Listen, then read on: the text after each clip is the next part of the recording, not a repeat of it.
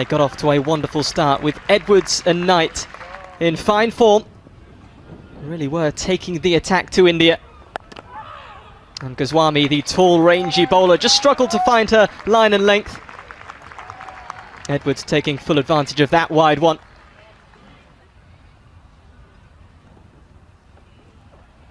And Knight following suit as well, just finding the boundary with ease in the early portion of this one.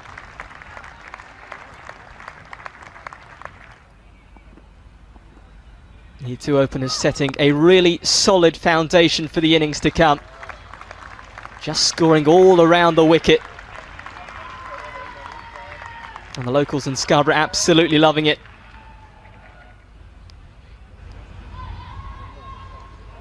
Edwards just showing her ability with the cut shot.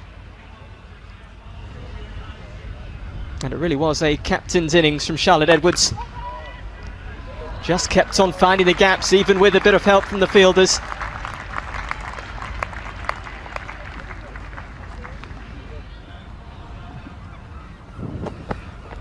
And Niranjana as well, also suffering. The first two bowlers expensive.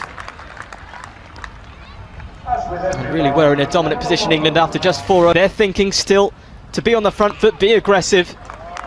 And Edwards was flying towards her 50. Well, not much that the Indian bowlers had to smile about.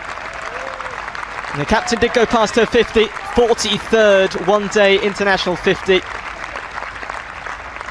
She is a run machine, Charlotte Edwards. But then she was gone. Perhaps one a bit too straight to be cutting. And just the bottom edge. It meant Charlotte Edwards had to walk for 57, but England in a very strong position. 110 for 1, Edwards doing her job at the top of the order. And it's one that perhaps she'll be a little frustrated about. It didn't deter Knight, who followed suit and made it to her 50. And of course she got 3 wickets in India's innings. A fine match for her. Her 6th one-day international 50. But then she was gone as well, caught in the deep. And with England in such a strong position, perhaps a shot she didn't have to go for. Caught by Vanita off the bowling of Gaikwad. And a bit of a needless shot. She was gone shortly after Charlotte Edwards. But then in came Winfield, who really settled very quickly. Just her 6th ODI, Winfield. And she found some very good boundaries. And then she was gone as well again, with such a strong position, trying to play the aggressive shot. And just holding out there to the batting hero Mandana off the bowling of Goswami. Winfield gone for 15.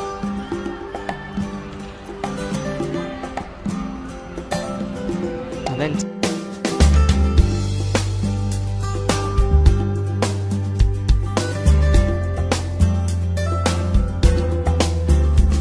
early wickets claimed by Anya Shrubsole, but of course there was a chance for an early 4. Mandana getting off the mark, but then Shrubsole really got into the groove, and Kamini was struggling to get off the mark. She did so, but then she didn't last long. Kamini out for 2, caught by Taylor off the bowling of Shrubsole. Kamini playing a loose shot. And a comfortable catch there for Taylor. She's not going to drop those. And it was to be a very good opening spell for Shrubsole. Thurush Kamini out for 2. And the second wicket, as I say, not too far behind. Caught by Knight for 1 was Jain. Once again off the bowling of Shrubsole.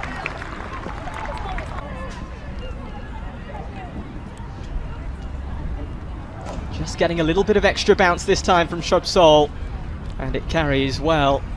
tonight, who takes a good low catch. Karina James, court 11. And at the start, it really was all England, but then the rains came. We had a couple of rain delays. One wasn't very long at all. It was only about 5 minutes. The players actually stayed on the edge of the boundary. They came back quickly, and Mandana really started to play her shots. In the UK.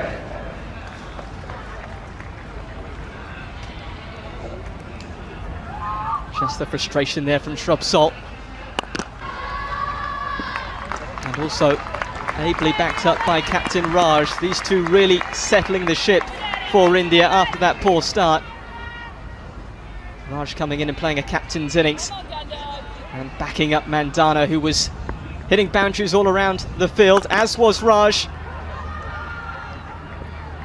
Hazel coming to the attack.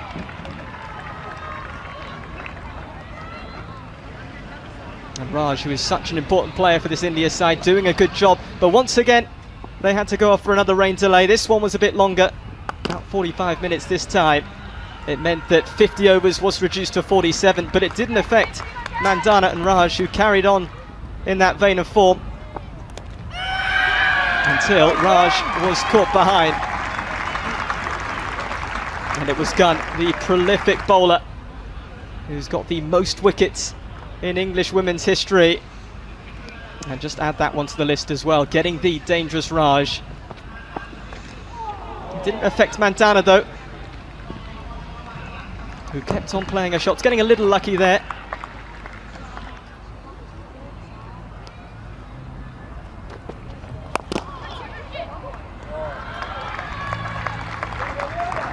And Brunt on her return to the side. Bowled with some good pace, but wasn't able to break through with a wicket. And Mandana closing in on her highest ever score in ODI cricket. That was 51, she marched past that. Again, very comfortable on the offside, getting that half century. And really putting India in a good position after, as I mentioned, that poor start. But then was caught by Charlotte Edwards off the bowling of Knight for 8. And that was a good breakthrough because they really were looking settled, those two.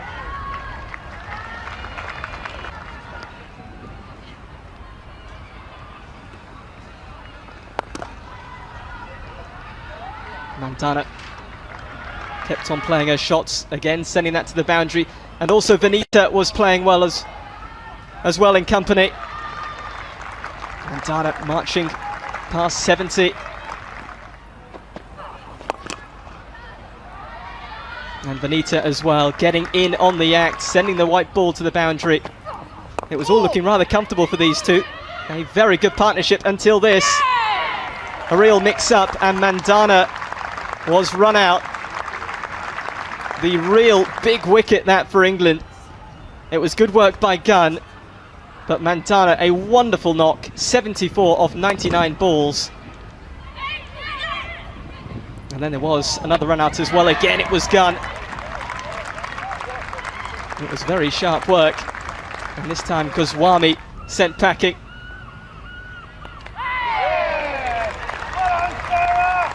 And that was the end of Vanita Knight, who came in to bowl a good spell. Kept it tight, also getting wickets as well. And this was to be the last wicket of the innings. Bowled by Knight, Niranjana. Just the 4 runs. Excellent work from Knight again.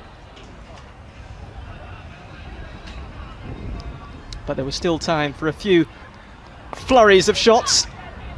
Pandey and Bisht trying to play expansive cricket. They hit some good boundaries in the